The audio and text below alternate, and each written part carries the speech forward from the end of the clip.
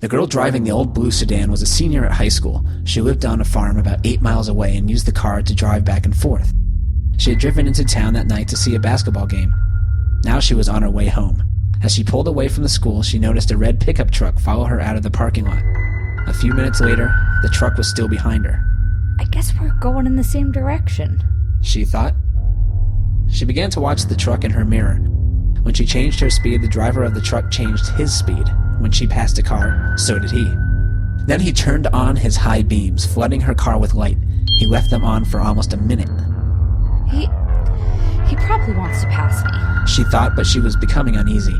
Usually she drove home over a back road. Not too many people went that way, but when she turned onto the road, so did the truck.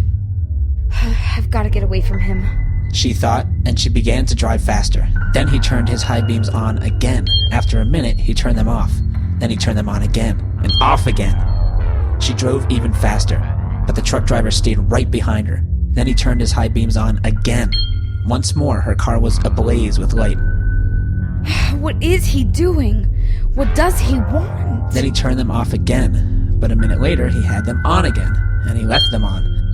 At last she pulled into her driveway, and the truck pulled in right behind her. She jumped from the car and ran to the house. Call the police! She screamed at her father. Out in the driveway, she could see the driver of the truck. He had a gun in his hand. When the police arrived, they started to arrest him, but he pointed to the girl's car. You don't want me!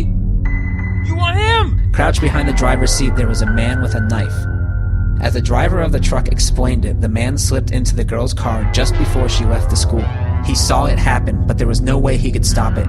He thought about getting the police, but he was afraid to leave her, so he followed her car. Each time the man in the back seat reached up to overpower her, the driver of the truck turned on his high beams. Then the man dropped down, afraid that someone might see him.